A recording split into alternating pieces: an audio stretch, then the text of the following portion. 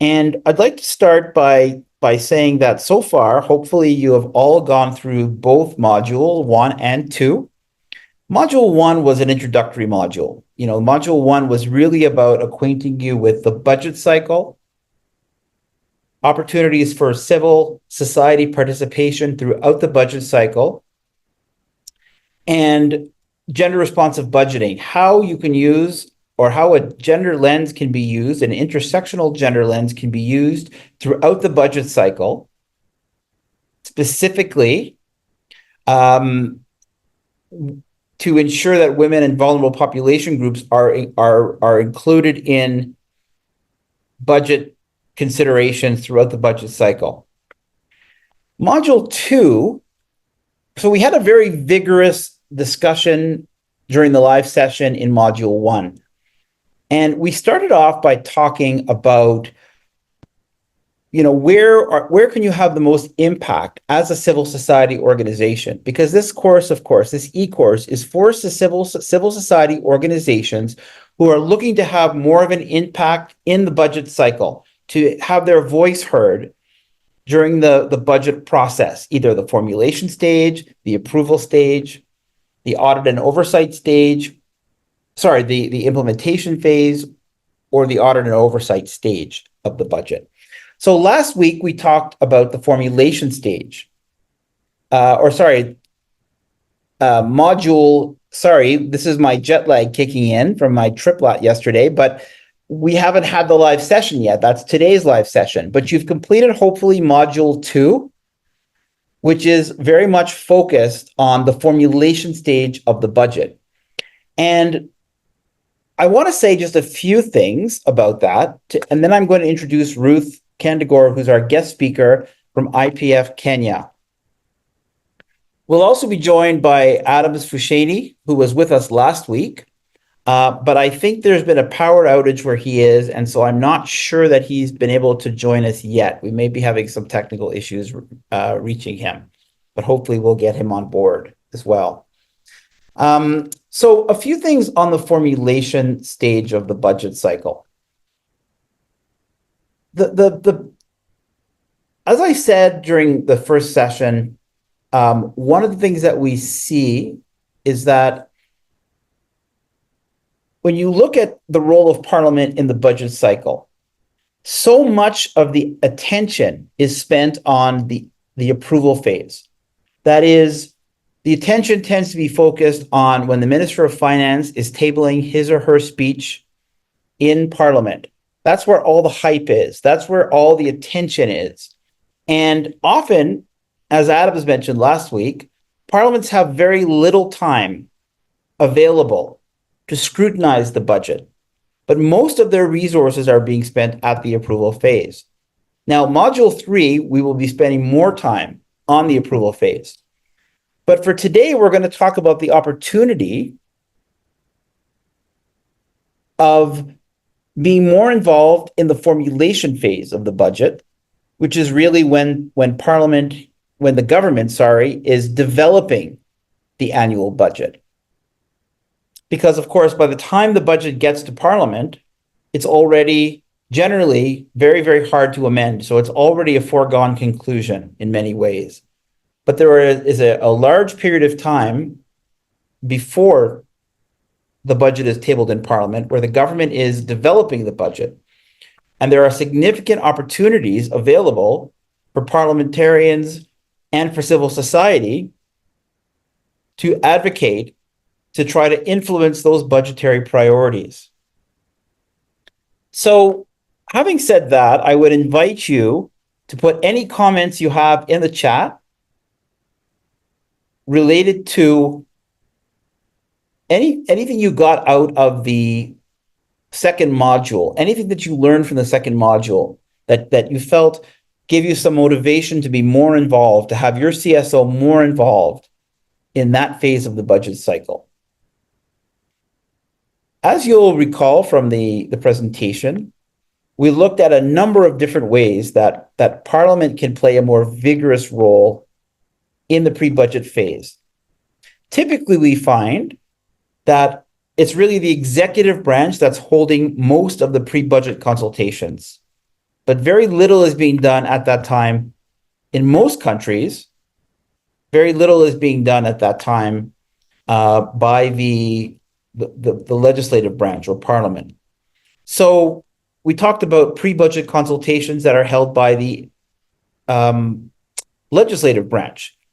And I think Ruth, in her presentation, I suspect will talk about how Kenya is quite active at the pre-budget stage. Fairly unusual for parliaments in Africa and parliaments in other parts of the world, for that matter, to be really involved in the formulation stage of the budget. So I really look forward to hearing about that. We also talked about the pre-budget statement, which again is something that comes up in the Kenyan context as the budget policy statement. And this is a document that if you have that level of fiscal transparency in your country and the government is tabling in Parliament, let's say 2 to 4 months before the budget is tabled, if they're tabling a pre-budget statement, this could give you the opportunity and give your CSO the opportunity to see what are the budgetary priorities the government has for the next fiscal year. What are the macroeconomic conditions in the next fiscal year? What is the debt situation like, for example? What are the challenges we've had in the past with revenue collection? So this is a more strategy document, and you have a lot more time to react than you do if you're receiving a budget and your parliament only has 2 weeks to a month to approve it. So I think I'm going to stop there, and I'm going to welcome Ruth Kandagor from IPF Kenya, who I'm absolutely delighted has taken the time out of her Sunday afternoon or Sunday evening, I guess, East African time to join us. Ruth is the head of research and research capacity strengthening at Institute of Public Finance in Kenya. And Ruth, I just want to make sure we haven't lost you. Thank goodness you're on the line. Okay, wonderful. I'm right I just want to say, okay, glad you're here, Ruth. I just want to say a couple of, and you please stay on the screen, but I just want to say a couple of, I don't want to say flattering because that doesn't sound sincere. I want to say a couple of really sincere words about IPF and why I think your work is so valuable and why I follow it so closely. You know, most countries, many countries in Africa have a strong tradition of civil society organizations. The challenge is, however, is that even when there are advocacy organizations, there are generally only a couple of organizations in each country maximum that have the ability to really be an alternate parliamentary budget officer in a sense, or to actually look at the economic information in the budget and provide a critical challenge function. That's quite a unique thing. And so whenever I'm talking about this function, I'm always looking to see what IPF is doing. I think your organization does amazing work, and your CEO, James Muruguri, I've got videos that I show all around the world when I do training. Is this a COVID budget or is this a debt reduction budget? His interviews on Spice FM, Spice TV. So Ruth, welcome. It's so good to have you here. If you have any challenges with your PowerPoint, Marilyn has offered to show it, but I'm going to turn the floor over to you. Great. Thank you very much, and good evening once again, Geoff. Good evening, Melissa, and everyone on the platform today. Happy to see some names that we have interacted in the space before. A number of you are new to me, but I'm really pleased to be here today, and thank you very much for the invitation. I'm really honored to have a chance to speak to all of us today, but to also learn from your experiences and get to hear more about the work that you're doing in your respective spaces. So as I set up this presentation, Geoff has really mentioned about what we do in IPF, and allow me to just start with that by saying that IPF is a think tank. We are based in Nairobi, Kenya, but our work cuts across different countries, including Ethiopia, and now we are hoping to progress and grow into Malawi. Is my screen, are you able to see my screen? Yes, we are. Yes, please. So let me just get it on slideshow.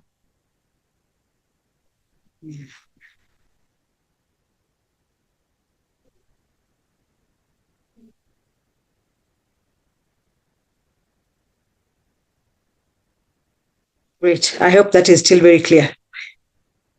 So as IPF, we are we are a non-state organization, a CSO, a think tank, and we have focused our work around public finance management, and our key vision or our driving force is to continuously promote and advocate the implementation of the PFM principles as prescribed by the Constitution. And these are the same principles that are globally accepted as good practice everywhere. So we're talking about transparency, accountability, participation, effectiveness, equity, and efficiency.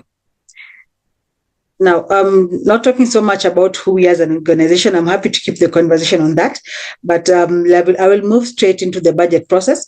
I believe having had the recap from Geoff, you've had some insights into the budget processes and the different budget stages. So I'll reflect a lot on our experience working on the budget process, contributing to shaping the budget process in Kenya. At what point do we come in as an institution? What do we do? What results have we seen?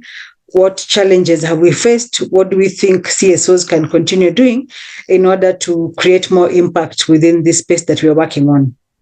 So looking at the overall budget formulation phase, of course, we have the different stages: the formulation, approval, implementation, and audit. And just as Geoff has mentioned, that there has always been higher traction in terms of engagement, in terms of conversation at the approval stage, but very little at the formulation, even less at the implementation stage. A little bit anecdotal work around the audit stage, particularly because of the supreme audit institutions. But generally speaking, in terms of citizen engagement and parliamentary engagement, there's a lot of focus around the budget approval and less on these other stages. And one of the things we've always, thought through and tried to put forth as an institution is that it really doesn't make sense to have higher levels of participation and conversation at the tail end of the process at the approval. Rather, if we can engage more people and onboard more voices and opinions at the formulation stage, then we should expect that the approval process should be seamless. And if the formulation and approval run seamless, and hypothetically, assuming that we do not have problems of corruption, then budget implementation and budget audit should also be seamless. And so there are different areas of opportunities to engage, strengthening participation in the formulation and approval stage, supporting the budget implementation through monitoring, through oversight, through flagging off gaps that we see as we progressively seek to progress the PFM spaces in our country. Now, I'll speak particularly about, if you see what we have on screen, bearing in mind that Kenya is has the devolved government in place, the national government and the county governments, and each level of government gets to prepare their budgets. Of course, the main source of funding would be from revenue generated as well as borrowing, which is controlled mostly by the national government, and then shared through the equitable sharing formula to the county governments. But the county governments also have their level of revenue generation, what is commonly referred to as own source revenue for the counties. And so with the revenue baskets, both the national and the county governments have different stages coming in at the budget formulation stage. And I would want to speak particularly about their budget policy statement, because this is basically more like the solid kickoff for the budget process, or the solid kickoff where we have some document that can be discussed and insights being given. We have the budget review. This is entirely my fault, but the interpreter is just asking, it's entirely my fault for not asking at the beginning of your presentation, but the interpreter is just asking that you speak a little slower so she can interpret everything you're saying for the French audience. Sorry to interrupt your presentation. No problem, noted, Jeff. Yeah, so the budget review and outlook paper basically gives an outlook for the years to come. So it gives an assessment of the past year's performance in terms of revenue, in terms of expenditure, and gives the preliminary budget ceilings for the various sectors according to the medium-term planning framework, the MTP. The counties equally also prepare the county budget review and outlook paper, which contains more or less the same information, but giving the perspective because of the 47 county, each county gets to prepare the budget review and outlook paper. Now, the BROP, this paper, the budget review paper, whether from the national or the county government, then informs the budget policy statement, which we can actually term as the first solid document that gives an insight into the budget for the coming year. Why do we say so? Because the budget policy statement contains a couple of critical highlights or information therein. First, it reflects on the past performance from the year that, the preceding year, looking at how revenue and expenditures were met. It gives projection for the following year. What are the revenue sources? What are the expenditure categories? Which are the main spending lines? How does the revenue and expenditure fit in? And therefore, what is the deficit that is expected in that financial year, which marks the beginning of the conversation on public debt for a particular year? Importantly, the BPS or the budget policy statement also talks about the priorities. So the priorities are developed from the medium-term planning document, which is aligned to the manifesto for the ruling government. So through the budget policy statement, the government is able to talk about the key priorities to be implemented in that particular year. So for instance, if the priorities are on education or infrastructure, the enablers, the flagship projects that have been identified, these are all spelled out in the priorities. And the priorities are very critical because as a think tank, for instance, like us, when we're doing our analysis, we look at the priorities that have been identified against the budget that is being projected. So for instance, if you find that the government in the priorities has given health as its main priority, but past performance and projections reveal declining financing in health, then it shows that there's something that needs to be investigated further to understand how health is going to be funded as a priority area. So it's given as a priority, but with reduced funding. And so you're interested in probing further to see how then is this health systems going to be funded in a particular country. And for instance, if you see the case of Kenya, this is a typical scenario where we've seen the health budget has been consistently coming down. The perspective has been that the new reforms or the new laws would be able to come into place and generate enough money through the new insurance framework that would then be able to cover for the health budget. But we have seen the challenges around that. And so that is some of the key areas that now as an institution, we are able to flag off and monitor those. The BPS also gives the ceilings for the sectors across the different sectors, not just the priorities, but all sectors. But also very importantly, mentions how revenue will be shared between the two levels of government. How much of the total national cake will be shared between the national government as well as the county governments.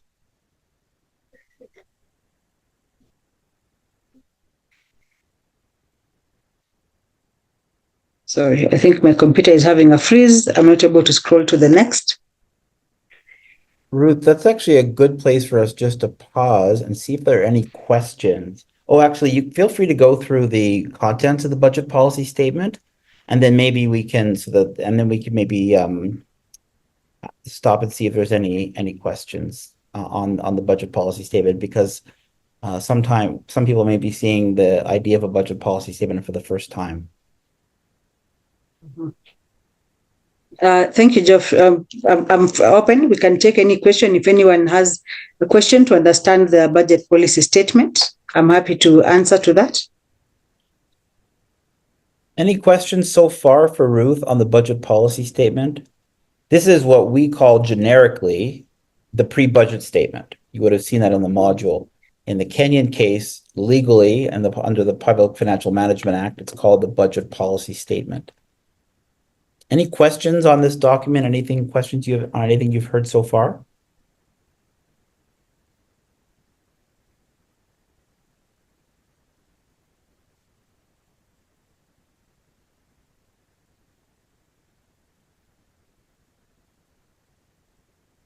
Okay, Ruth, I think you're You've got the green light. Sorry to have interrupted. No problem. Yeah. Okay. So in just as much as the national government prepares the county the budget policy statement, and so the county government also prepares the fiscal strategy paper. And I'm sorry, I don't know why my screen keeps hitting a freeze. The county also prepares the fiscal strategy paper that contains more or less the same information, but from a county perspective. The past performance, the priorities, and the outlook for the following year. The outlook for the county government in this case is drawn or is generated from the county integrated development plans. These are 5-year planning or strategy documents that are prepared just after every cycle of election. And then the 5-year plans are implemented through annual plans called the annual development plan. So often you will find that the county fiscal strategy paper identifies the priorities that have been marked, explains the priorities that have been marked out in the annual development plan and identifies how these priorities fit into the budget process or the fiscal process for that particular year. Then, as I mentioned, that one very critical component from the budget policy statement is the revenue and expenditure projections. And from these projections, then government identifies or is able to explain the fiscal deficit for that particular year. In explaining the fiscal deficit for that year, that becomes the introductory point of what is expected to come up in terms of the debt that will be incurred in that particular year. Shortly after the BPS or the budget policy statement is prepared, the government also prepares and releases what is called the medium-term debt strategy. The BPS focuses on the overall PFM, a lot about the budget. It also brings in the projections. It also introduces the debt components and the policies, the priorities. The medium-term debt strategy focuses on debt. Given the deficit that has been identified from the budget policy statement, then the strategy analyzes various indicators or components around the debt decision making and provides what is known as the optimal strategy for debt financing for a particular country. The BPS aims to ensure that the government financing needs and payment obligations are met at the lowest cost possible over the medium to long term. So it will give the projections in terms of financing requirements for that particular year, but also project for 2 to 3 years ahead. It will analyze different strategies or debt mix strategies. So for instance, it will look at the mix between domestic and external debt, bearing in mind the maturity period, bearing in mind the interest rates, bearing in mind the refinancing risk or the exchange rates. And out of all that analysis, then present the optimal strategy for borrowing for that particular year and a projection for 2 to 3 years ahead.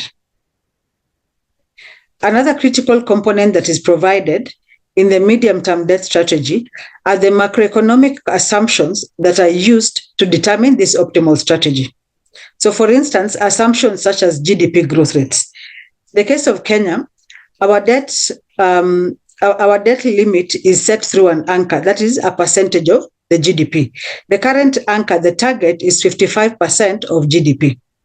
And so when the debt strategy gives a particular when the MTDS gives a strategy that aims to achieve a certain level of GDP, a certain level of debt as a percentage of GDP, then the assumptions will explain how this strategy was obtained. What was the GDP growth rates that was anticipated?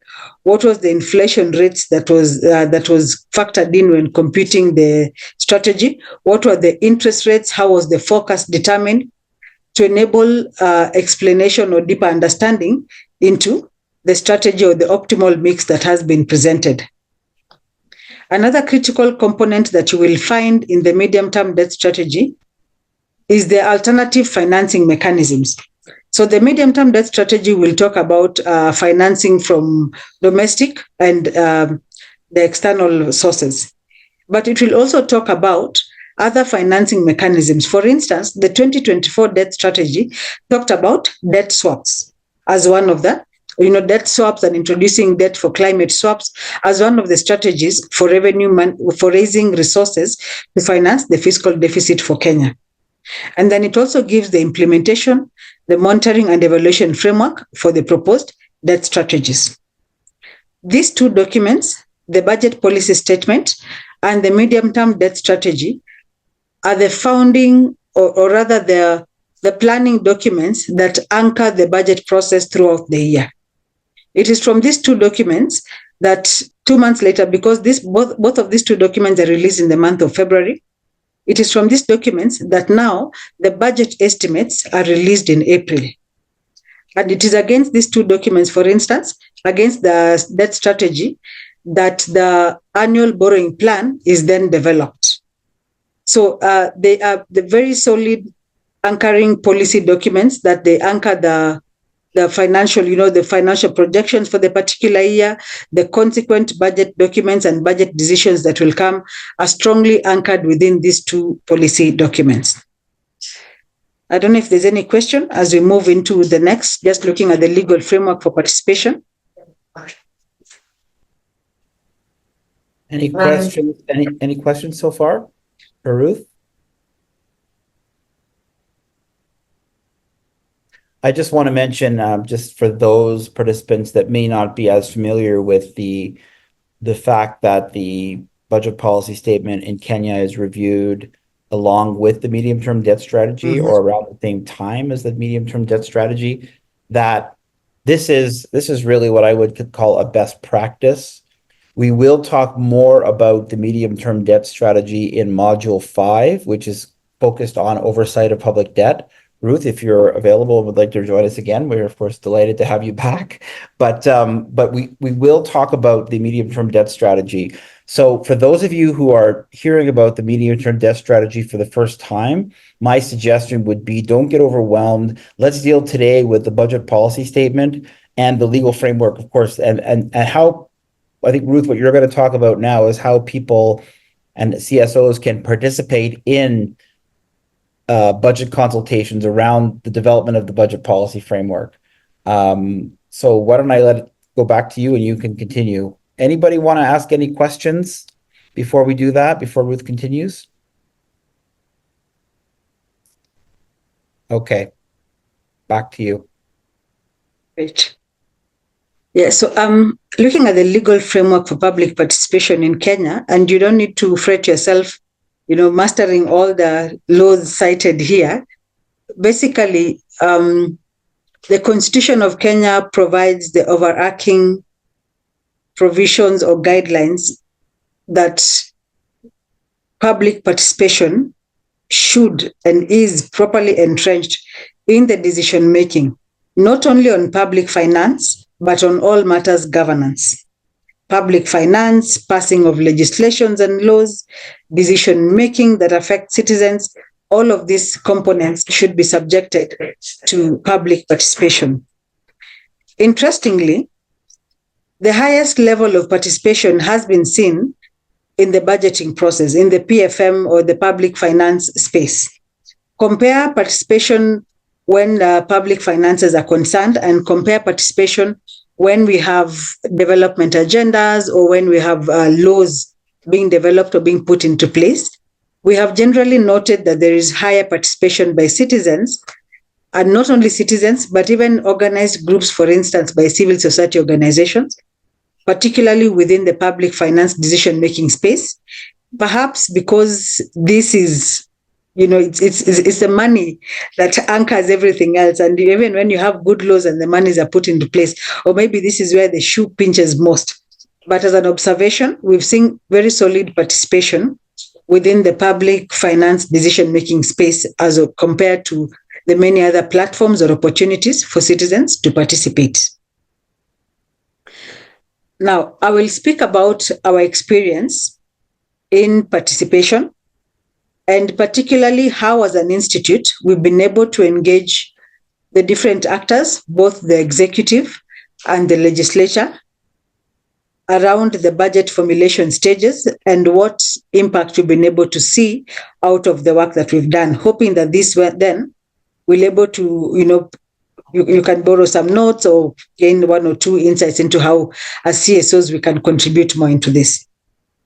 So within the space in Kenya, when these documents are presented, the budget policy statement and the medium-term debt strategy, once they are developed by the National Treasury, institutions, particularly Treasury itself, the Commission for Revenue Allocation, the Intergovernmental Authority, and Parliament are required by the law, required by the Constitution, to publish and publicize these documents.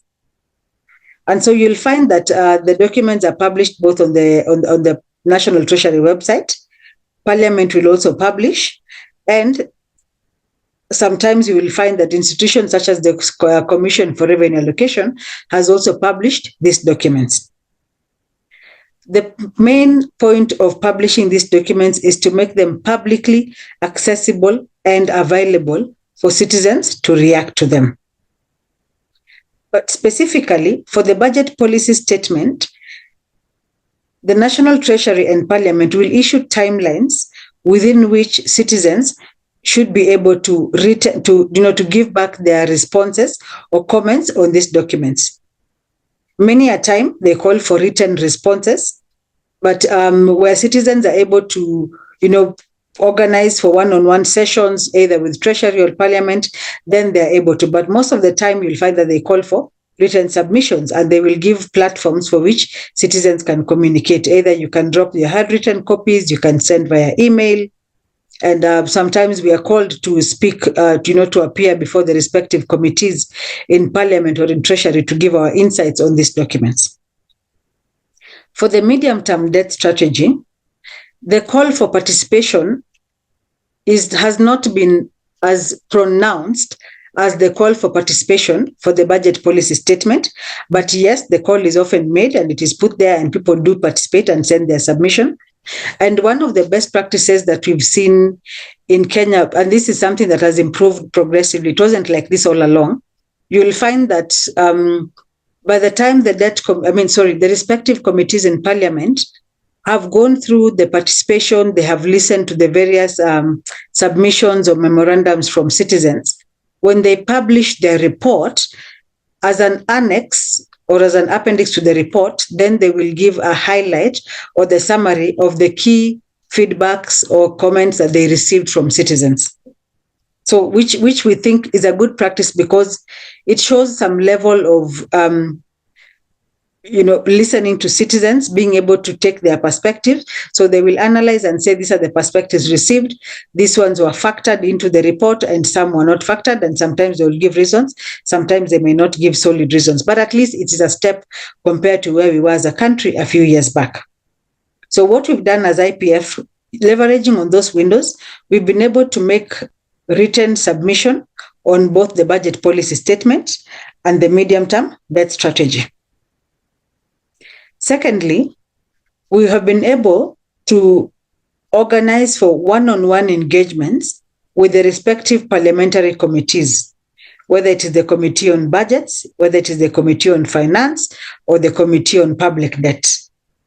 The Committee on Budgets, we often speak about the budget policy statement and the consequent documents, including the budget estimates. The Committee on Finance, we get to speak to them about the tax proposals and especially the tax reforms that come in. And the Committee on Debt, we get to speak to them about the debt strategy, the borrowing plan, as well as the debt reports. And we have found that these engagements have been very meaningful because then you're able to have one-on-one discussions with the legislators. And towards the end, I will explain what we have actually, the point that follows. What we've done as an institution is to be able to provide evidence through research analytics so that by the time we're going to meet the various committees of Parliament, then we have some evidence, we have analyzed some numbers that we have looked through, we have studied through the best practices against the circumstances in our country, Kenya, and then we are able to present either recommendations for the debt committee to adopt and include those in their actions, or we pose questions that Parliament or the parliamentary committees then should be able to ask the National Treasury. Let me give a typical example. Through one of our publications, the annual National Shadow Budget, we analyze budget documents. We look at the past budget performance, the revenues and performance in both revenue and expenditures, the priorities as given in the budget policy statement, the sector ceilings that have been given, and we ask questions. For instance, let me give a simple example. When you find a sector where has been, as I mentioned about the health, a sector that has been given as a priority sector, but the funding in the past years, as well as the projection, shows a declining trend. Unless there is a solid explanation in the policy documents, then we pose that question to Parliament, so that what Parliament will do is to ask that question to Treasury, ask them to explain how the health sector is going to be funded when it is given as a priority, yet the resources allocated to it have declined in the past and continue to decline. Other kind of analytics we've done is we look at both the financial and the non-financial allocation. So you look at the resources allocated to particular sectors, and we also analyze the sector reports, which gives the non-financial indicators, so that you see that a particular sector, say for instance, within the education sector, a particular program was allocated this much billions of money to undertake or to achieve 6 or 7 key performance indicators. In the sector reports, you may find an instance where the non-financial indicators were barely met. The progress towards meeting the non-financial indicators was very low, but the resources, when you look at the budget execution, were fully utilized. And there is no clear explanation as to what the resources were used to do. So part of our analytics is to ask these questions and challenge, pose like questions or challenges to Parliament, that why would a sector that has high absorption and is not meeting the targets still be allocated increased budgetary allocation without proper explanations how the monies were spent. So what Parliament has done from this engagement that we've had is to take these questions and transfer them back to Treasury and ask Treasury that you need to provide explanations to this and this, failure to which the sector budgets should be reviewed downwards or certain actions need to be taken. Those are some of the opportunities that we have been able to participate. Some of the key issues that we've raised, I've already mentioned. The huge variances, call for transparency, enhanced transparency in documents. Sometimes we've seen huge variances. For instance, I've explained about the role of the budget policy statement and the medium-term debt strategy. But you find an instance where the BPS gives very different projections in terms of debt numbers, including the ratio between domestic and external, from what is given in the medium-term debt strategy. Yet both of them are meant to be policy documents to guide the fiscal decisions for a particular year. Then we've also seen instances where, for instance, the budget policy statement will be anchored on the medium-term planning framework, but the medium-term planning framework is not made publicly accessible, or the publication is delayed. And therefore, if you need to do some further studying or some further analysis on the budget policy statement without the medium-term planning framework, then it becomes a bit of a challenge. So those are some of the key issues that we have raised. Progressively, we've been able to see broader, some receptive energy from both Parliament and Executive, where they've been able to listen to some of the key issues that we've raised. We've seen our recommendations being captured in their reports, from the reports that they publish. We've seen our recommendations reflecting on the budget documents. Then because of that, we've also seen enhanced participation between both CSOs and non-state actors and state actors, where, as CSOs, generally speaking, I normally define CSOs as the in-between government and citizens, because we represent the citizen voice and we are able to echo the citizen concerns and the citizen perspectives to government from both a citizen perspective, but also from technical perspective. So because of that, then you find that we are able to gain greater traction in terms of enhancing our relations with both state and non-state actors. But also, most importantly, we've been able to see greater demand and greater, demand for engagement with citizens to simplify, to package this information, and to provide insights with which citizens then can use to engage government in the different spaces. And so, with this reflection, unless there's a question for me, I would like to pose a question to the audience.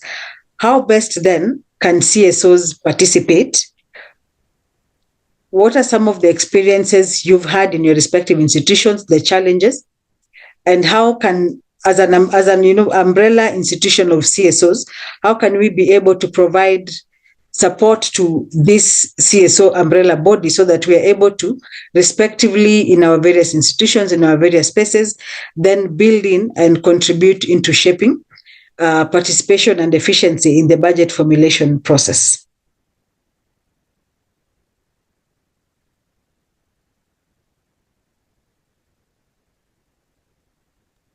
Great question. And if we don't get any responses, what we'll do is we'll break out the participants into groups and get them maybe to discuss that. But I'd like to try to capture the question. I've got the question written out here. How can your CSO be more active in its advocacy role at the formulation stage? Is that the right question that you're asking, or should I modify it slightly? Yes, indeed. And if there are particular challenges that CSOs are facing, how do we approach those challenges as CSOs? Yes. And Momo is asking, what are the challenges faced by civil society organizations in Kenya whilst engaging the government and parliamentarians? Did you want to take a crack at that? Yes, indeed. I think I can identify two common challenges that I've also hit at some point, but progressively we are able to tackle them one at a time. The first challenge that I would speak of is perception. For a very long time, CSOs, the view that, I don't speak for government, but in my opinion, for a very long time, the view that government has had against CSOs is that CSOs, we are the professional bashers, and what we do is bash and bash and bash. But and when I say bash, I mean hitting at government and really, we appear as if we are fighting government many a times. I'll give an example. At one point, sometime last year, we had a session that brought together both the executive and parliament and one of the parliamentary committees. And at the beginning of the session, you could see hesitance in terms of participation, in terms of speaking up, until eventually one of them just openly said, "We know you CSOs are good at hitting back at us.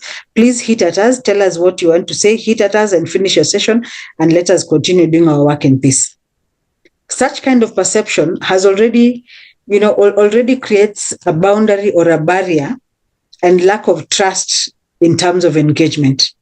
And so if progressively, and I will speak into that in in the last slides, which I'm not too far away from, that as CSOs, we need to be strategic in terms of how we engage government, the when and the means by which we engage, and most importantly, our communication strategies.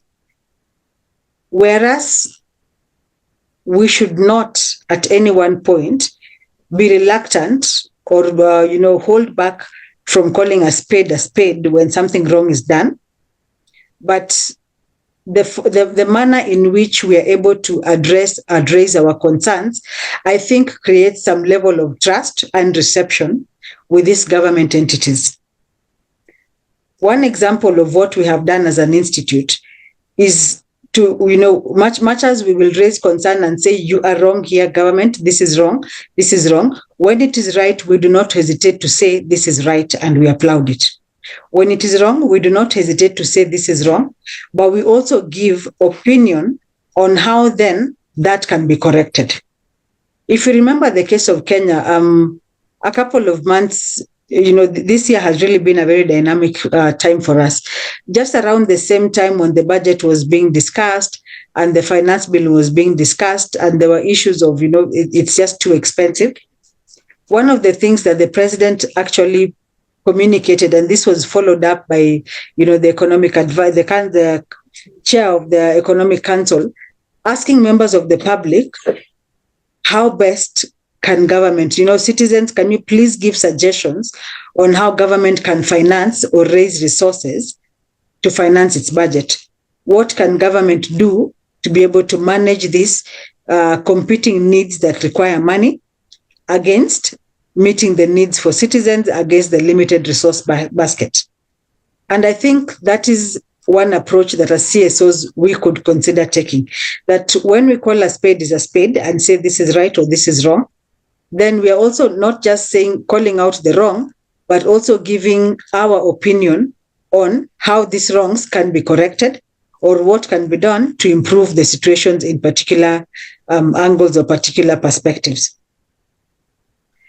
And the second issue that I would raise that I know faces quite a number of CSOs is the lack of technical expertise to really dig deep into the policy and strategy documents so that then we are able to have what we call evidence-based advocacy. And one of the best ways, they say there's strength in unity.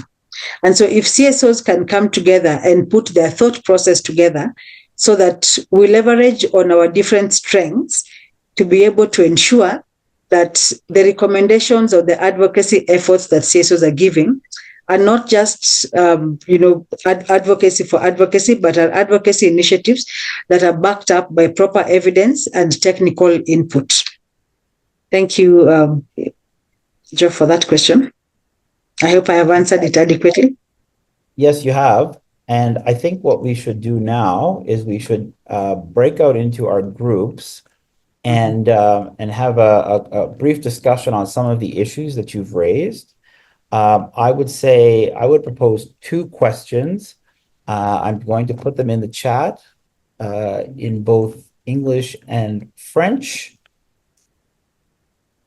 So hopefully I did this properly. Question 1 is, how can your CSO be more active in its advocacy role at the formulation stage? And you've heard Ruth give some examples with regards to the budget policy statement and the medium-term debt strategy. And then the second question is, how can you scrutinize technical budget documents if your organization lacks the technical capacity? Donc, nous avons 2 questions.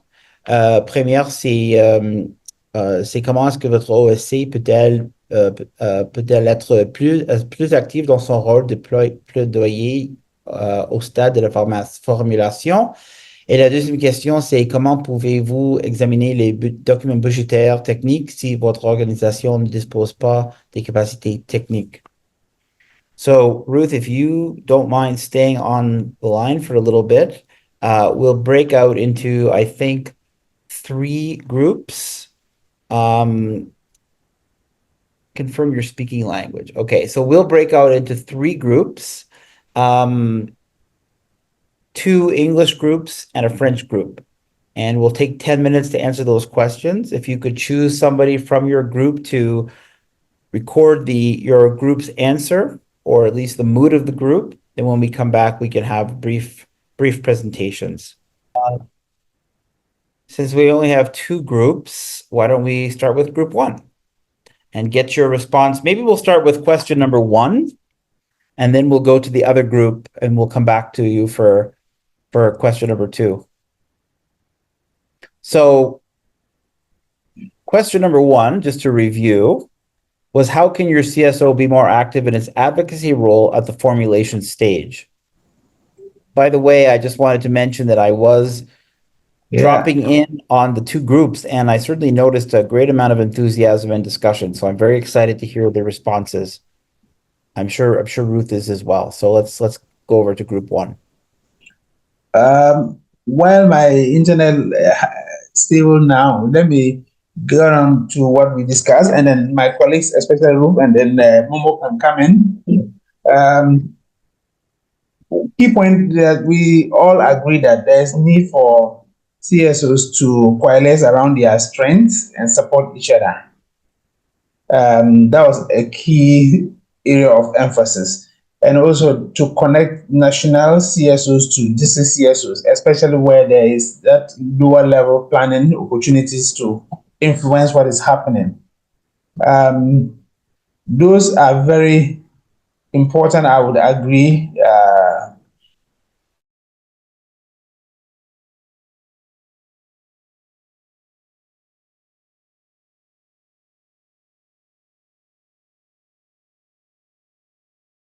Stage of the budget process, especially if you leverage on the opportunities of. Can you hear me? Hello? Yes, we can. Yes, we can hear you. Okay, especially if you leverage, as we discussed, and the examples we cited of something like the Third World Network, which has analytical capacity, and also the Oxfam and the Action Aid groups that have the networks at the lower level, and also a lot of information that can influence policy formulation. Especially if the case of CSO in Sierra Leone, if you can tap into the resources from these institutions and work in teams rather than in individual strength, you can have the opportunity to influence a lot of what goes on at the formulation stage, especially at the county level in the case of Kenya, but also in Ghana, as I mentioned, at the development planning stage of these assemblies, which feeds into the national policy planning and later budget formulations. Is there anything, Ruth, you want to contribute, or any other from our colleagues? Hello?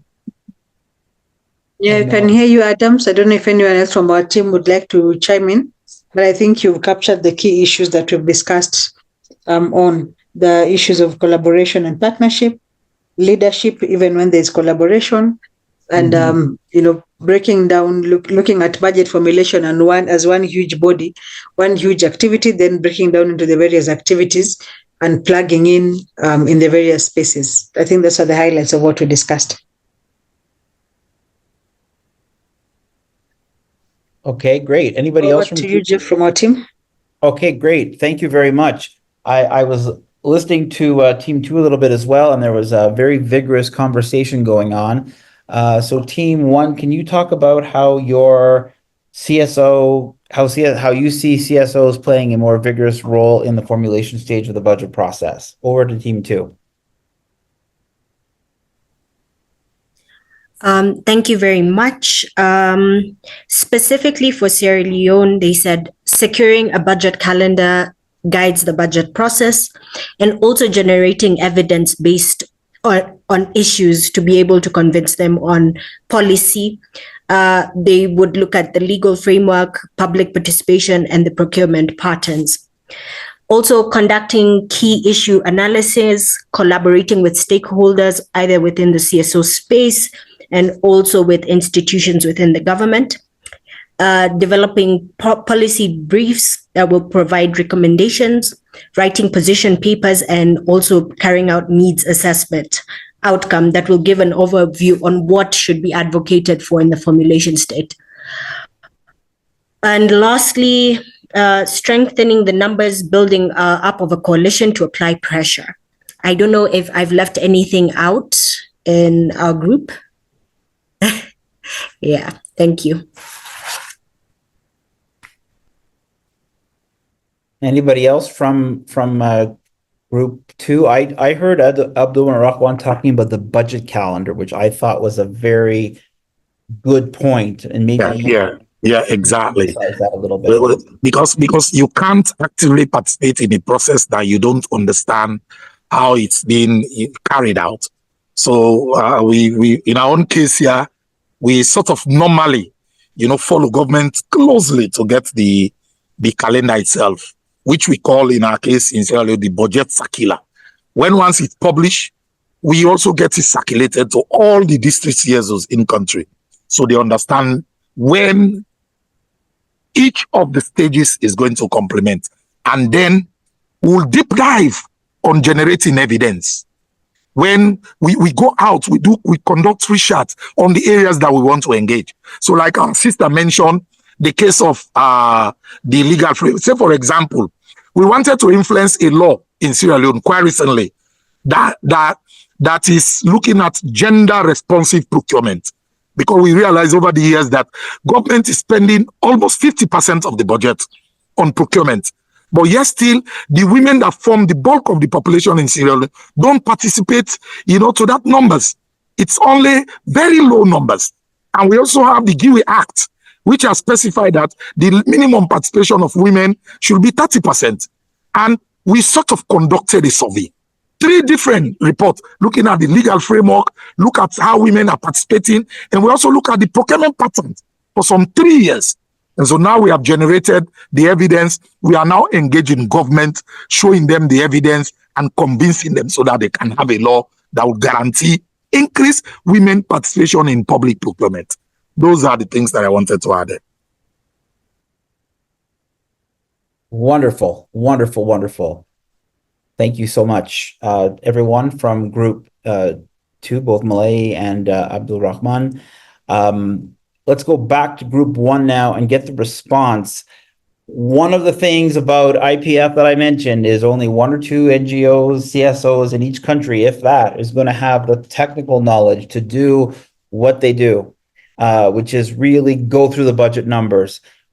What do the rest of the CSOs do? How do you conduct that type of analysis or advocate for yourself if you're struggling to understand the documentation, the budget documentation? Group 1, what did you come up with on that?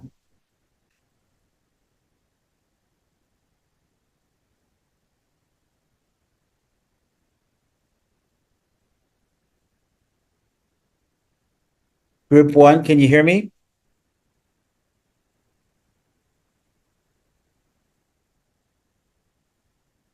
I can hear you, but I couldn't quite follow that discussion at the time they were on it.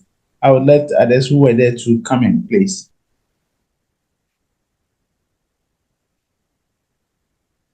Okay, who are you asking to come in? Adam? Momo or Ruth or Abdraman? Let's try to get one of the participants to respond. I'll tell you what, let's go to Group 2 and I'll let you sort that out through the messaging, okay? Try to find your spokesperson. Group 2, back to you, Malay. Could you talk about your response? Okay, thank you very much. The question was, I'm trying to reframe. It was something about the technical expertise. The first thing was, in Kenya, we have the Okoa Chumi campaign, or the coalition, where we have 40 organizations that have been grouped together to kind of deal with the PFM issues, as well as submit memos. And one thing that we do is we leverage on each other's expertise. I know that IPF, we use a lot of your work, and also IBP, now Budgeti Hub. In Sierra Leone, they carry out capacity needs assessment in areas of weakness. When they do that, they're able to outsource. Secondly, collaborations, either with CSOs or with institutions within the government that they're actually targeting. They identify areas that they could have productive synergy. Also, experience sharing, something similar to what we are doing on this course. And also they use adaptive programming. Nothing is cast in stone. They adapt and are flexible. And I think that's it, unless there's anything that I have learned.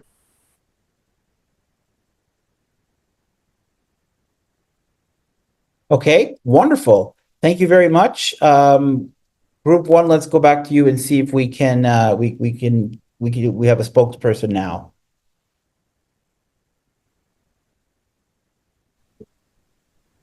Hello. Yes, sir. Okay, so for us, we also realize that in Ghana, in Sierra Leone too, we have very vibrant networks in place that normally assist with looking at the budgets of the various government. However, one thing that we realized that was challenging was the capacity of some of the CSOs in that space, which makes it very difficult for them to do a very good work. Notwithstanding that, another thing that we also realized was a commitment also from some of these government agencies in order to be able to work within the framework that has been provided to them. But in a whole, I think there are strong networks in both countries per our discussion, and it's something which is helping shape the public financial management practice in these two countries also. Okay, wonderful. Thank you very much. So coordinating with other organizations as part of your networking opportunities, great way to find the capacity. Someone mentioned the Okoa Uchumi campaign.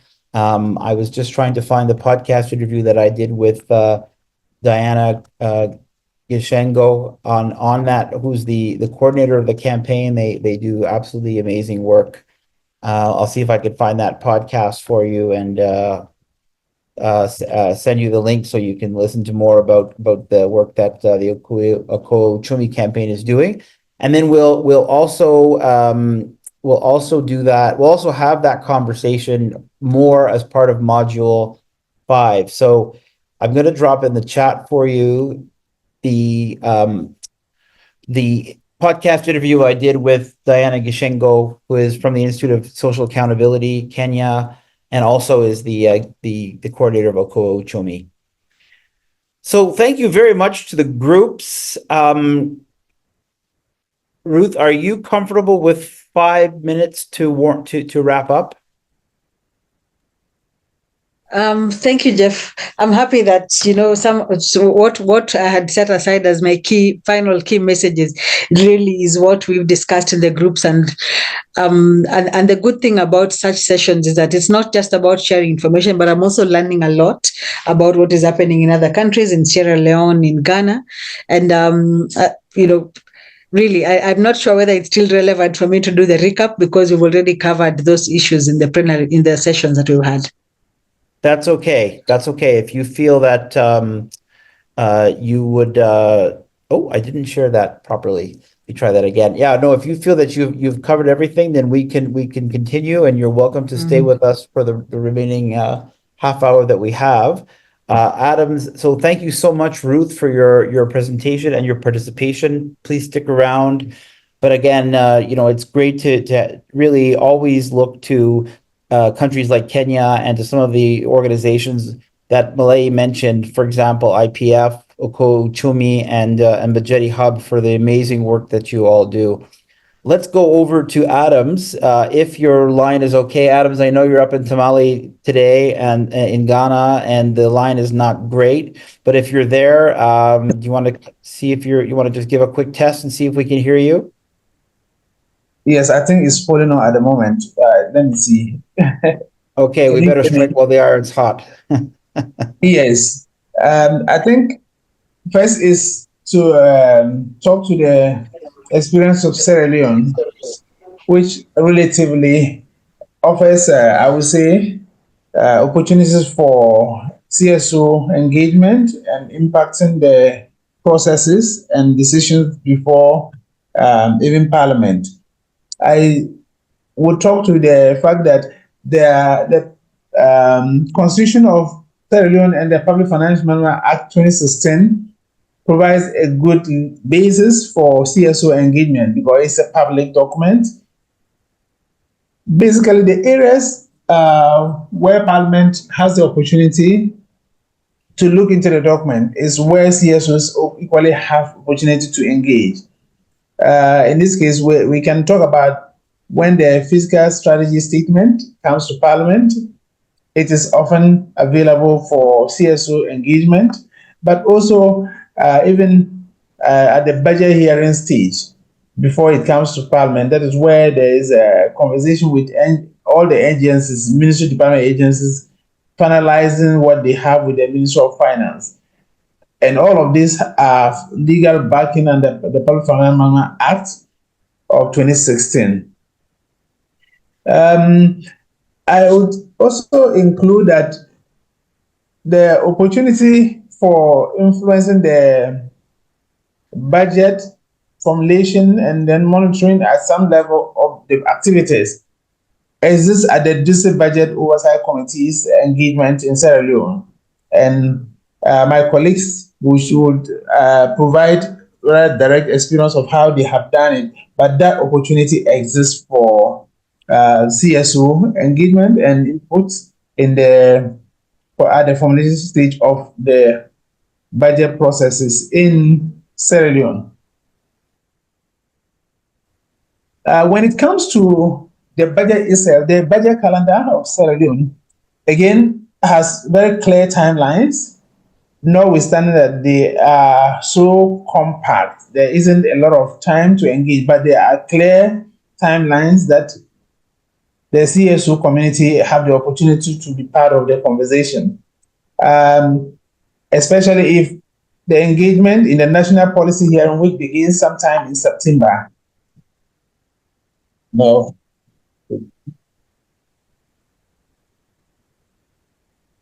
Yes. So basically, if CSOs are alive to the calendar of Parliament in relation to the budget, they can always get involved. That is where one area they can come, the national policy hearing, where the discussions and priorities are being set, which starts in September. Especially also between September and October, there is opportunity for bilateral budget discussion with the NDAs, revenue generating agencies, and then the ministries. Usually also there's opportunity for snippets of information to filter out for CSOs to either publicly or directly with the agencies that they are working can communicate their views and ideas to inform the decisions and discussions. Let me see. I also know that the provision of the strategic plans happens sometime in August, and that is another window where we can engage. There is a very active CSO community in Sierra Leone, and as we discussed much earlier, the constraints of not being able to influence has to do with more teaming up, more coalescing of CSOs around specific issues. If those around water team up together, they can leverage on their strength and engage Parliament.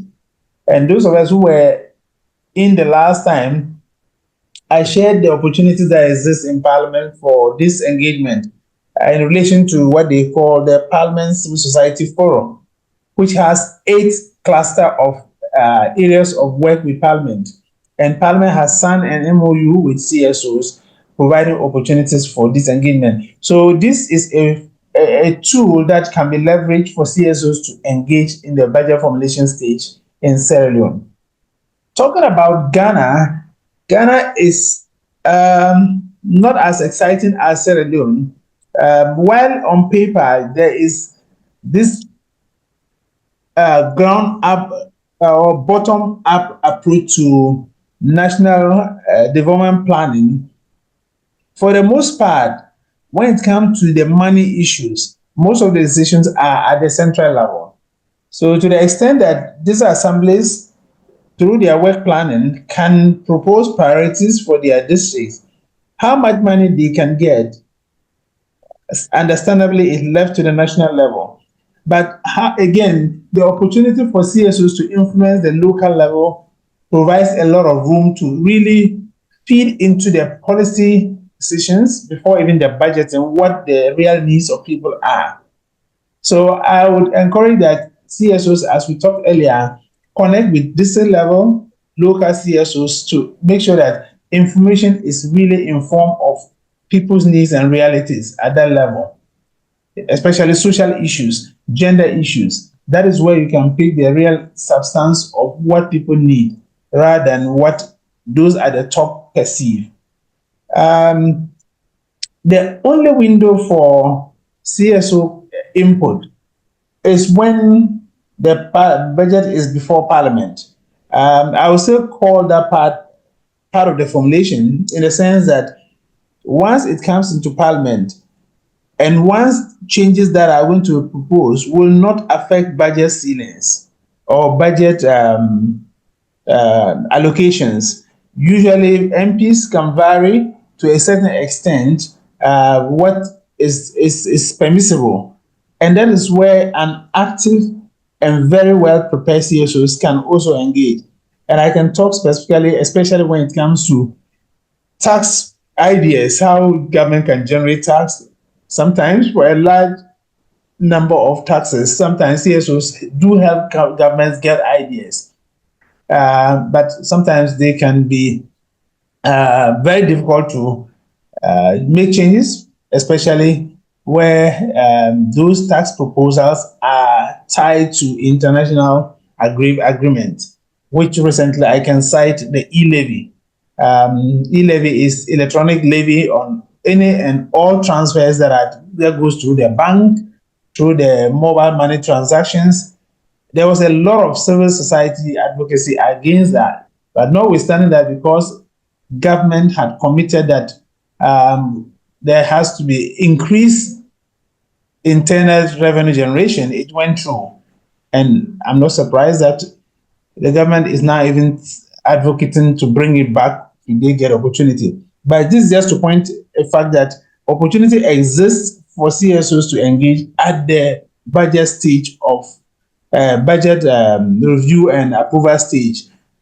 Just before the approval stage, there is that opportunity, but it's not as elaborate as I've observed in Sierra Leone. Even though, again, Sierra Leone too, it is such a constrained window. From late September there to December, everything is wrapped up. Adams, I think that's a good place to wrap up just because of our time. We've got about 20 minutes left. Does anybody from our Sierra Leone group, we've had a very enthusiastic group of participants from Sierra Leone the last 2 weeks. Does anybody want to add something? Of course, Adams had spent 3 years working on a project in Sierra Leone, an EU project on Parliament. So he's got some great perspectives. Does anybody want to share some other perspectives from Sierra Leone? Or from their parliament? Anybody else want to talk about opportunities in your parliament to strengthen the budget process, or any opportunities in your parliament at the formulation stage of the budget?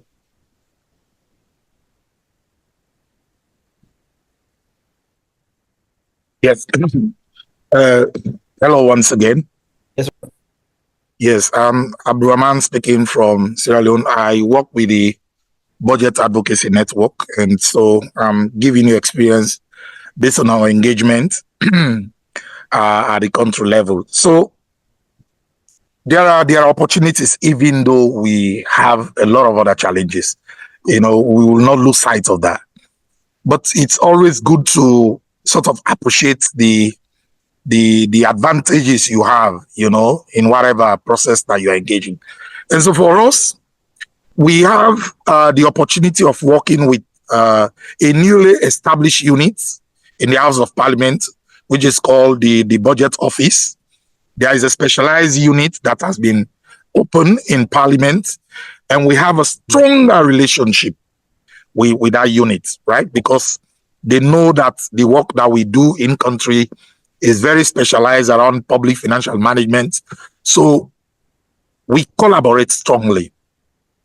And we share information, in whatever that we think that we want to put forward, in terms of whatever policy formulation, before it goes to Parliament, which is something that we consider very important. Another opportunity that we have is we also work directly with, the committees, some of the committees in Parliament. For example, the Public Account Committee is one of our strategic, partner group in the House of Parliament. We also work with what we call the Finance Committee. We have those committees, they are selected. We also have the Transparency and Accountability Committee. These are committees that we work directly in the House of Parliament because we know they are strategic in the cause of pushing for whatever, technical support that we may need. But what is also key that we use as an opportunity, based on the adaptive programming that we implement in country, we have one of our donors that is very flexible in terms of using their resources. So we also provide capacity building for parliamentarians. We build capacity for parliamentarians in the areas that we want them to understand better, to be able to interrogate the executive in terms of whatever policy they are bringing forward in Parliament for approval or for enactment. These are the opportunities that we leverage on, and we also sort of collaborate strongly with Parliament so that we get things done in the way we want them. But above all, also, I had Samuel mention the issue around the opportunity that we also have in country, that we have a bigger network that is working on public financial management in Sierra Leone. And this was established some years ago from the funding of a World Bank project. Yeah, and so we sort of kept those structures. We never allowed those structures to dissolve, even when the project has ended. It is called the Non-State Actors Forum in this country. And the non-state actors, we have the national executive, for which I am the vice chairperson. But I'm working in an organization. We have each of the region has a regional coordinator, we have a regional executive, and we have a district structure for the non-state actors. So it is the non-state actors that is working with the Minister of Finance in terms of all budget processes in Sierra Leone. Yeah, because they know that the capacity of the non-state actors has been built under the World Bank project for over 5 years. And so you can't imagine in Sierra Leone, we have the opportunity of even the non-state actors chairing the session of the Minister of Finance when they are presenting their own budget. That is what we do here. On several, for the past 2-3 years, we have been sending them back because their budget proposal have not been meeting the requirements set by themselves. So those are the actions we take and the advantage we take to be able to put things right. So these are the things that we do, and we don't. And for now, because the World Bank project has ended, it is the Budget Advocacy Network that is being considered as the national coordinating structure to even identify colleagues from all over the country to normally come and participate at the budget discussion up to the enactment stage in Parliament. So these are all the opportunities that we have, that we always maintain, so that we will be able to push the partnership around budget, transparency, participation, and accountability in Sierra Leone. I was just going to say, I liked your point also about the budget calendar. Because I think it's very important to have a sense of what is the structure, what is the period for the budget to be developed. So I want to share with you, with the group, just a sample budget calendar. This one, I believe, is from Ghana, but I think I had done a workshop where I removed a lot of the issues around or not issues, but I simplified it because it was very complex. So this will give you an example. I just dropped it in the chat of a budget preparation calendar. Hopefully you'll be able to download that and just have a look. And you can see some of the different opportunities that are possible, where it might be possible for you to intervene in the budget cycle. Any other comments? Any other participants would like to share their experience from their parliament? Before we close down, I just want to tell you, for the past 2 years, what we have seen, working in Sierra Leone, as a result of the persistent engagement, we have now seen that the Minister of Finance has adopted a policy wherein civil society is given a space to make a statement during the policy hearing in this country. For the past 2 years, the coordinator at Budget Advocacy Network has been invited for the past 2 years. And so whenever they send that invite, we will consult all civil society organizations in the country to give us their perspective. Those working on water, those working on education, those working on different sectors. And then we'll put together a policy statement that will be presented by the coordinator during that policy hearing in Sierra Leone. So for the past 2 years, we have seen that, and that is something very good that we have really Yeah, and I think that's very significant because, Ruth, you were mentioning earlier, and maybe Ruth, you want to come back in on this point, but you were mentioning earlier specifically some of the ways that civil society is viewed by government and parliament in an antagonistic manner. And I remember, Ruth, having witnessed, and Abdul Rahman and others, I remember witnessing this myself in Kenya in a regional workshop that I was at in Mombasa. So there was about 6 countries, including Kenya. And one of the participants, who is a very, very distinguished politician, made a shocking comment that about civil society. And it made me understand that civil society is often seen in a very negative light, and that their contributions aren't necessarily open. So, Abdul Rahman, I think what you're saying is that it seems like the culture, political culture of civil society is very widely accepted in Sierra Leone. Ruth, did you want to comment on that? If we still have you on the line? Oh, we may have lost Ruth.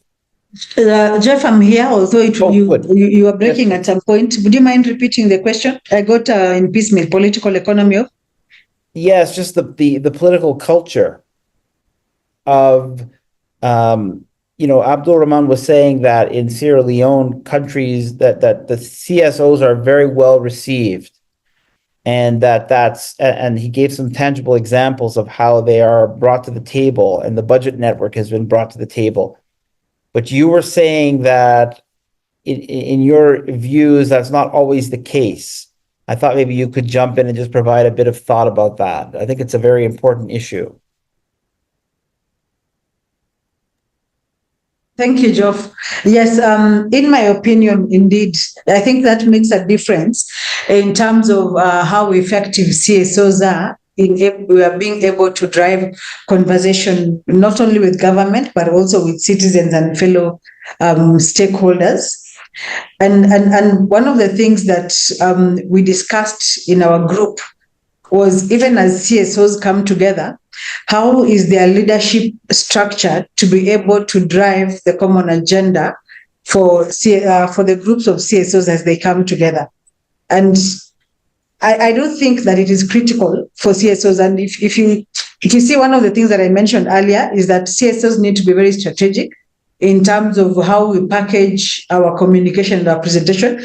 Communication strategy, in my opinion, is very strategic and very critical for CSOs, because it is through our communication strategies that the rest of the audience, both government and civil societies and citizens, see and hear us. So in my opinion, all CSOs, we need to be very strategic in our communication strategy, because that is the leverage we have to be able to penetrate the diverse political economy environment that we work in, and to be able to get the audience of the particular target people that we are looking for.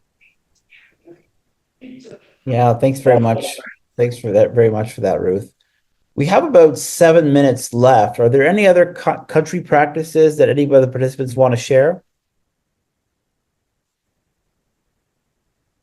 Oh, we have Adams has shared the budget calendar of Sierra Leone as well, which is great. One of the questions on the open budget survey specifically is whether within the budget calendar, time has been put aside to consult with civil society, consult with the public, whether that's actually part of the budget calendar, which makes a lot of sense. So is there time put aside for actual consultations?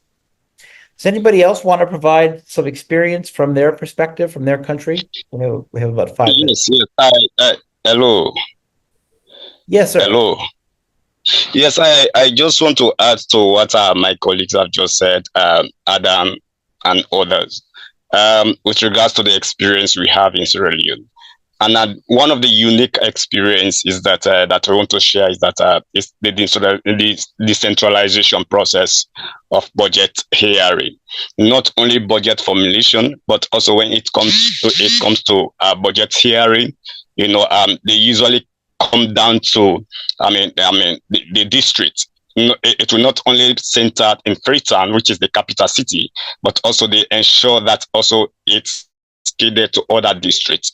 So the budget hearing also is a unique one in which our CSOs usually participate in the budget hearing, and wherever there are questions that our CSOs need to ask, we usually comes up with those questions. We ask them about the thematic areas that they presented on, what are the challenges and what we are expecting them to do as CSOs. So those are the things. So that's one of the uniqueness of it also. The decentralization process of budget hearing is very unique in Sierra Leone.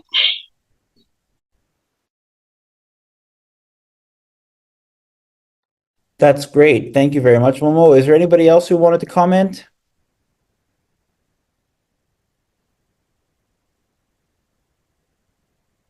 Okay, wonderful. A few concluding remarks from my perspective. If you haven't had a chance to look at the open budget survey yet, I would urge you to do that. I think you will really benefit. I think there was something in the module about the open budget survey, and about how you can use the open budget survey data to find out whether or not your country, first of all, publishes a pre-budget statement, and second of all, whether that pre-budget statement is published or is reviewed by Parliament and before the budget documents are issued in Parliament. If you haven't had a chance to look at that yet, I encourage you to do so. We don't really have too much time right now for me to take you through it, but can you see on your screen I don't think you can see yet no, I don't think you see do you see my screen with the open budget survey information? No, I don't think so. No. It has not the play. Okay, so I'll just I'll come back out, but yeah, I would very much yes, I would very much encourage you to have a look at the open budget survey and Data Explorer and see and find out more about whether your parliament is receiving a pre-budget statement, and whether not only that, but also whether or not it's being reviewed by a parliamentary committee. Will give you some good ideas about the opportunities at that stage.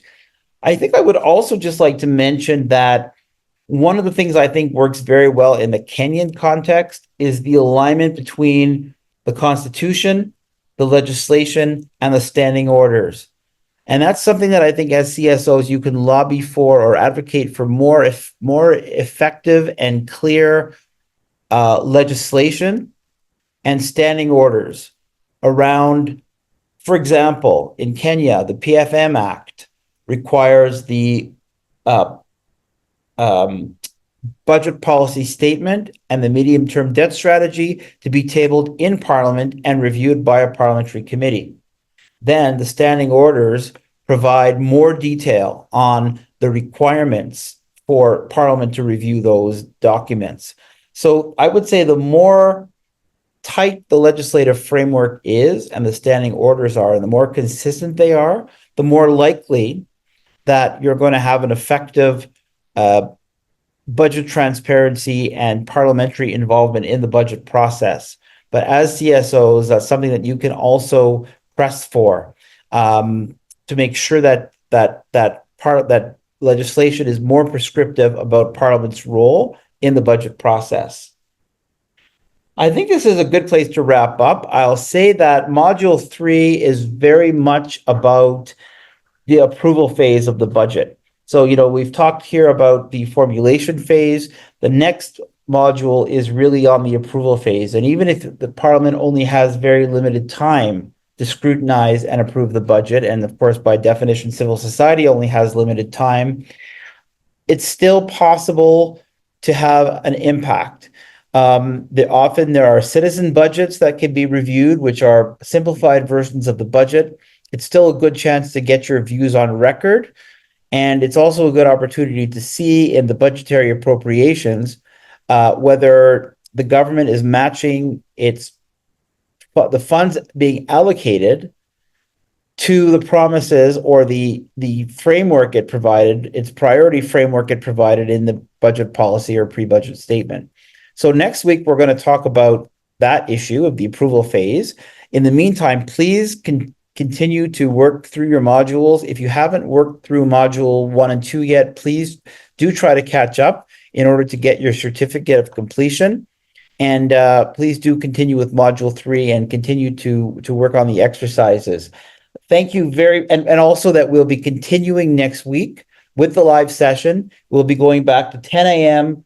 GMT on Saturday, the 16th of November. So please do join us then. We'll send out a reminder as well. Thank you so much to Ruth from IPF for fantastic support, or not support, but participation today in terms of your presentation and participating. Thanks again to Adams, who will be joining us on a weekly basis to provide input. I know you were having some technical difficulties, Adams. And thank you so much to Marilyn and Melissa from PN Africa for giving up time on their Sunday afternoon. Thank you all the participants. If you're having technical issues with any aspect of the e-course, please do be in touch. We want to make sure that it's as easy for you to complete the course as possible. With that, I will say thank you so much for your time, and we'll see you next week for the next live session. Take care for now.